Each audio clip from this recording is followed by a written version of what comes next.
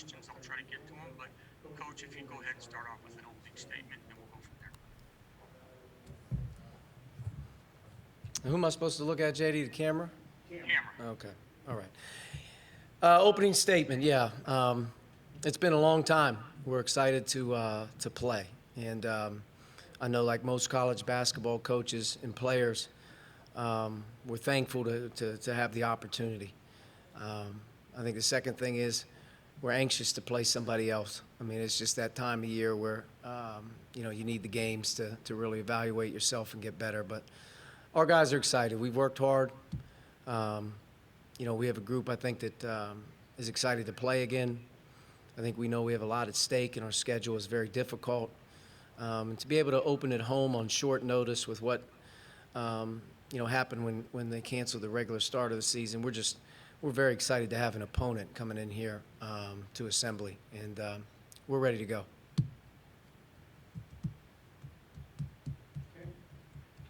Alex.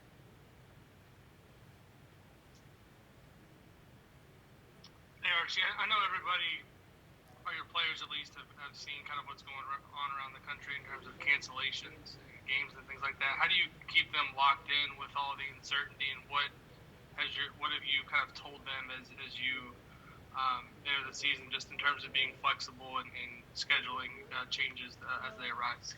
We talked a lot about the uncertainty of our season, I think, at the very beginning. We talked a lot about not being too disappointed if things go wrong, whether that's players not available, whether that's cancellations, whether that's pauses in your own daily schedule. That's going to happen. And I think we've tried to handle it the best we could, just in terms of we roll with the punches, and we have to be ready to go with the game plan if things change. And, as we head into the season, as we start to play the games, there's going to be a lot of cancellations. There's going to be a lot of teams that aren't able to get started. With so many differences in protocols and so many differences in testing, I think you're seeing the minute that you start to test more and more and more, you're going to deal with that. Thankfully, Big Ten Conference was on it very early. I know they took a lot of flack with football, but I tell you one thing, from a basketball perspective, we're thankful as coaches, I know, with the direction they gave us and the precautions that they put in place. It's going to be very difficult with basketball, but the fact that all of our teams are testing every day, and I think that our guys are very confident every day that if we do the right things, we're going to be able to have, a good year. And, Tennessee Tech, hopefully, I know they're dealing with a couple of their own situations, which we hope they're all doing well and feeling okay. But, our hope is, and we're ready to go tomorrow. If that changes, we'll absorb the blow and we'll move forward into the next one. We'll see if we can't get an opponent to maybe make the game up at some point in time. I think that's going to be a part of this deal, is adding on the run if something would happen. If not, we'll head to Asheville. We'll make that our opener. But we're definitely anxious to play the games. I think that's a big thing, is once we get to the jump ball, I think things will feel a little bit more normal. Hey, Jeff Rabb, Johnson, and Zach. Hey, Coach. How you doing? I'm doing well. Thank you. A lot of people have been asking, sort of like, after you mentioned Christian Lander had 4 threes in the scrimmage, people have been asking a lot about, like, who are the guys who are shooting the ball the best right now? So I guess, who would you say are your 3 best three-point shooters right now? And maybe who is somebody you feel could really make strides in that area during the season? Well, I mean, I think right now, leading into practice, the preseason, the off-season, leading into practice, looking at our statistical numbers from every day, Al Durham is our best shooter.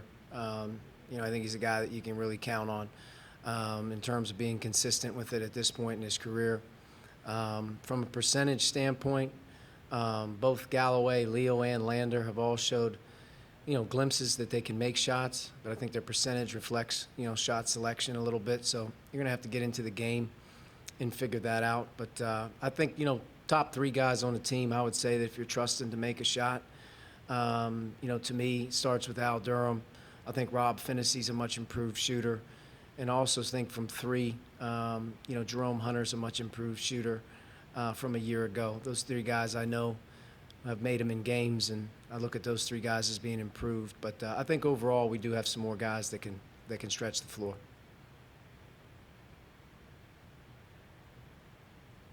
Go ahead, Zach.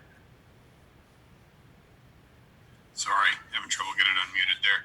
I guess, Archie, asking, just the sort of the health question, non-COVID, but I know it a couple times in the past. You guys have picked up little things here and there in the preseason, but just kind of where's the team health? Again, not COVID related, but just in terms of the way guys have sort of weathered the preseason physically. Yeah, I think we've been we've dealt with our fair share of preseason injuries, just in terms of whether it's an ankle or whatnot. Nothing too bad. I think Joey Brunk's the one guy we're being a little careful with right now, just due to a little bit of wear and tear that he's had, and he's got a sore back. So we're going to see sort of where he's at as we've moved through. He's practiced the last 3 or 4 weeks really well and has really rounded into form, but it is a long season on him. If he's a little sore, there could be times where he has to take, a few days to himself to rest up for precaution. But, I think we've handled it pretty well. We've had a few guys with some ticky-tack stuff, but we've been pretty consistent in practice, especially the last 2 to 3 weeks, 4 weeks in particular, having most of our guys non-COVID stuff, having most of our guys available, and I think that's why our team and some individual guys have really improved in the last 2 weeks. Mike Schumann. Yeah, Coach, you talked on your radio show about guys needing to get into game shape. Just looking ahead to tomorrow and really more so next week where you play 3 games in 3 days, what are your early thoughts on rotations? Do you think you're going to be playing all 11, a lot of minutes, or what's that look like? Not sure yet. I think we have 4 young guys that are true freshmen that all of them will see minutes and all of them will have roles. They can always grow their role. But as we head into the first game, the one thing we haven't been able to do is evaluate several rotations of players, or how that rotation is going to work in a game, who doesn't play well together, who does. So without exhibition games or closed scrimmages and whatnot, we really haven't ever had to rotate anybody yet. Like I told our guys today, they think 10 guys play on game day. That's not the case. There's 5 that start, and then from that point forward, we have to develop a team, a team approach, and we haven't had a chance to do that yet. So tomorrow is going to be our first go at it in terms of planning, but I feel that all of our returning players are ready to play big minutes if they're asked to. I think our young guys are all going to see the floor at different times. Some could be more than others, but I feel like all 4 of those guys have earned their way to be able to see action here early in the season. And I think, planning-wise, the long game, you just don't know who's going to be available for you at certain times of the year. So every single guy on your team sort of has to have a little experience here moving forward. And we don't have the luxury of a lot of exhibition games and a lot of bye games here at the beginning. So, Wednesday night's very important. And then as we head to those 3 games in 3 days in Asheville, that's, to me, putting all of our feet in the fire to test our team, to test our rotation, to see how deep we really are. John Blount and Kevin. Again, just in terms of the lack of scrimmages and all of that, do you expect there just to be some rust that every team in college basketball is going to have to kind of knock off in these first couple weeks? And do you hope, because of the experience you have and the 7 returning guys, that you kind of weight that a little bit? I definitely think that college basketball to start the season could be a little bit unique, because not only is it been a difficult preseason, but some teams haven't practiced.